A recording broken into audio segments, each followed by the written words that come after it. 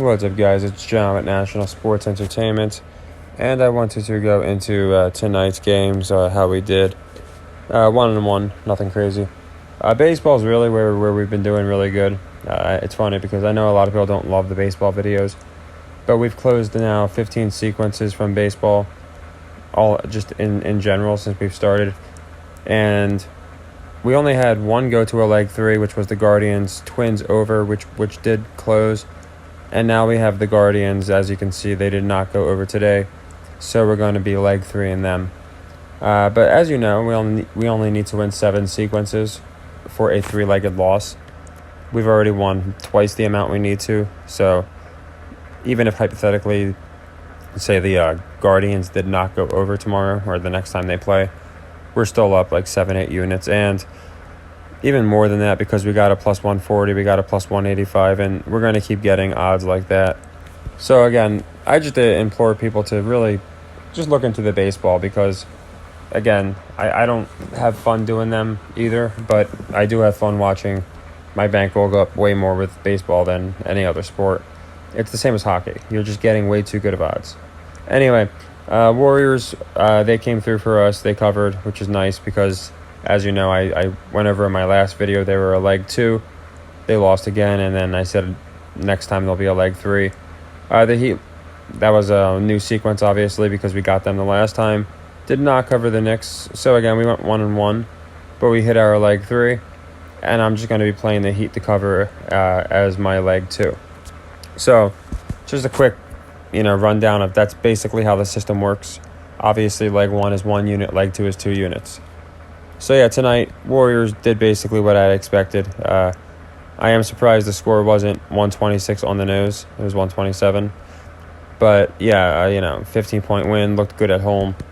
Wiggins, I even brought that up in my last video, how it's interesting or was it 2 videos ago, I'm sorry, with Lonnie Walker. The way he played yesterday really reminded me of Wiggins last year in the playoffs. Wiggins is one of those guys that he just, whenever they need him, he'll just suddenly just start playing and balling out. He starts driving, gets a lot of free throw attempts, shoots well, plays good defense. You see he got 25 points here, higher efficiency than Curry. So it's pretty interesting. And then you see Lonnie Walker just go from the hero to 30 minutes almost, and he gets 4 points.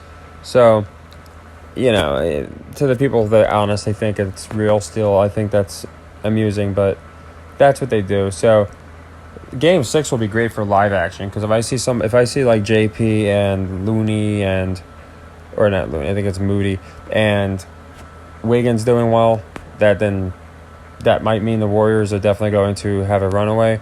Meanwhile, if we're seeing Schroeder and Lonnie and those guys, Austin's one of them, going off, it could mean a lot for the Lakers.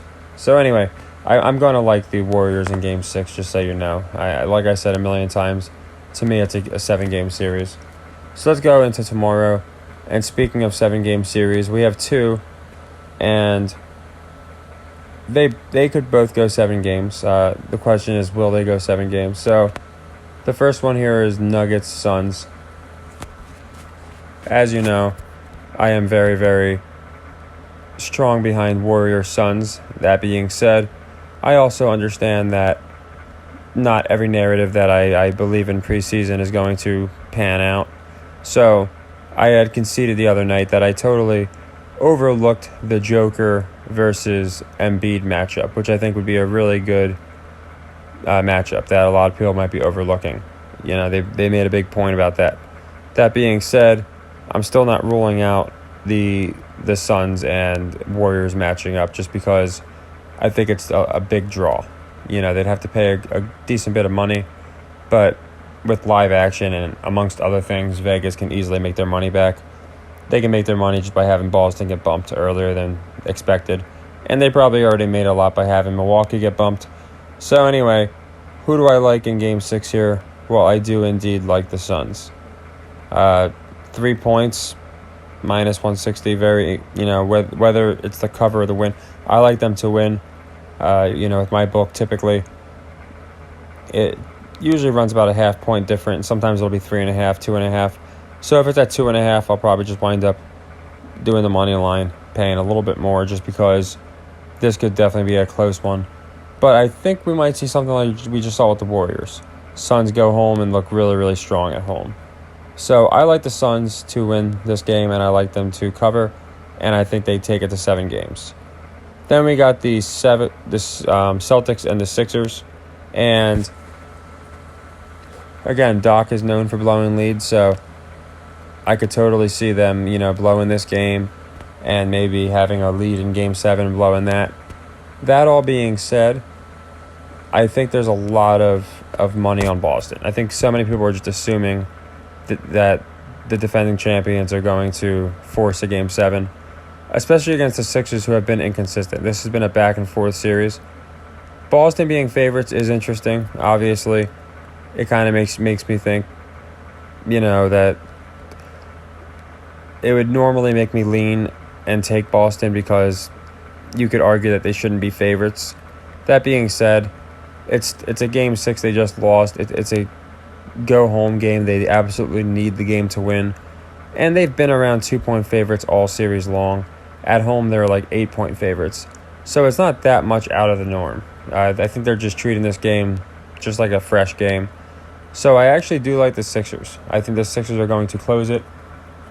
I thought about it for a bit, and I just don't think we're going to have this many games go 7. I could be wrong. They do anything they can to get ratings. But I thought maybe Game 5, Boston, and then Philly wins the next 2. Now that they're up 3-2, I really think Philly will just finish it off and shock a lot of people, winning in 6 against, the former reigning Eastern Conference Finals champions. So I think the Sixers win this game, and especially with the Knicks Heat still alive. So now we have, it's not like the Eastern Conference is going to be dead. So we're going to have, say the Sixers win, then we'll have their potential opponents, Heat versus Knicks, and people will be watching out for that game. So I do think it's time. I think the Sixers are going to win in advance tonight, and I think the Suns are going to force a Game 7. And, the West, to me, has just been a little more exciting. It seems they've had more games go 6 and 7 thus far, closer games. They do like to have close games with the Celtics, but again, the Sixers are favorites here, so I have no problem with that. We're getting plus 120 or something, so that's nice. But yeah, nothing's changed as far as I still think the Sixers are winning it all. And again, for the Nuggets or for the Suns and Warriors, to me, they are so contingent on each other. Let's just say hypothetically the Nuggets get bumped tomorrow. Then the Suns get bumped tomorrow. Then I really don't have the stake in the Warriors, because the whole reason I have Warriors winning is because I have the Suns winning. And whoever wins, I have them losing anyway.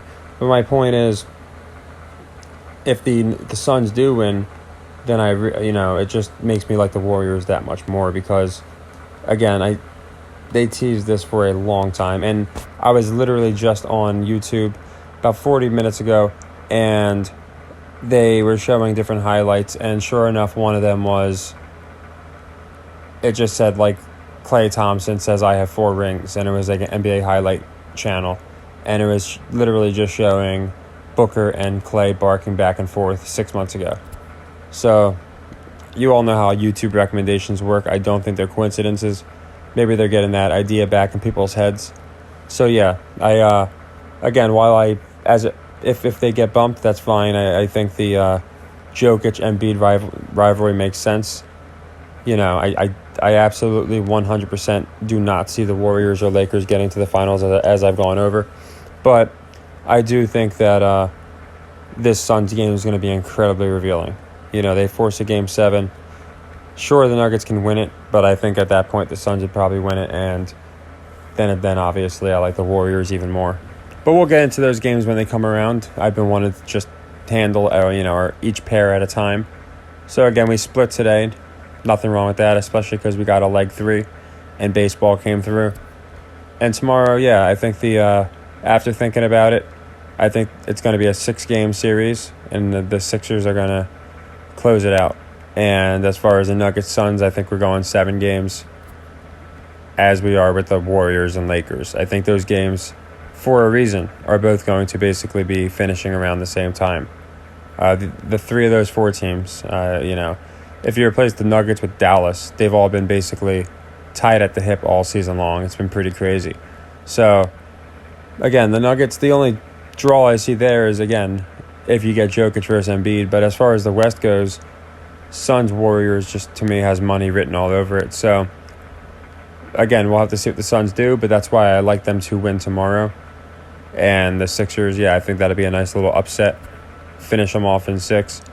And I would wager to say more people are probably still on the Celtics. They're also getting, the Celtics are like plus 250 now, plus 300 to win the series. So there's going to be probably a lot of money taking them to win the series, with the logic being if they win, they're going to be home as a favorite. So I could totally see the Sixers just bumping them right out. As far as who does good, it'll probably be Maxey. I don't know why. I just think it'll be Maxey because Harden just went off a couple times and Embiid's been going off. Maxey's just that X factor guy that, like, I feel like when he goes off, it's not even fair. So if you're looking at props, maybe look at Maxey. I would personally. And yeah, I think they're setting up Sixers. I still like the Heat. The Knicks did get it done today. Brunson played like a madman. I think it's nothing more than to show that the Knicks are a force to be reckoned with. Really get hype going into their team for next year. They'll probably get one more, maybe like a Brandon Ingram to replace Harvenstein. Just somebody.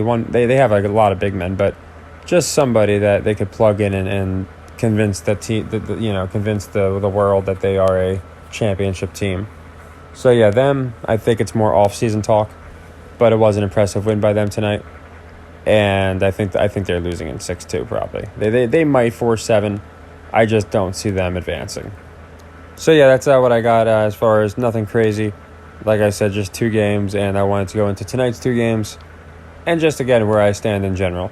Nothing's going to change me on the Sixers unless they are eliminated, which I don't see happening.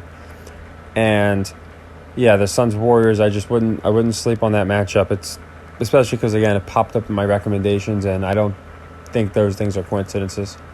So we'll see tomorrow. Again, Denver might bust it all open. And then, again, Denver wins. It's going to make me way less bullish on the Warriors. But as of now, if you watched all my brackets up until now, essentially every one of them has had Nuggets Warriors matching up. I know a lot of people think, people don't want to see that. People do. Trust me. I don't know who wouldn't want to see that matchup when you got KD versus his old team. So I'm just going to stand with that. I know it's a little stubborn. I know so many people are saying Lakers in 6. I just disagree. I think they're going to lose Game 6. And the story very well may be, LeBron did everything he could. The guy's 40 years old. And outside of a couple performances here and there, nobody came through to help him.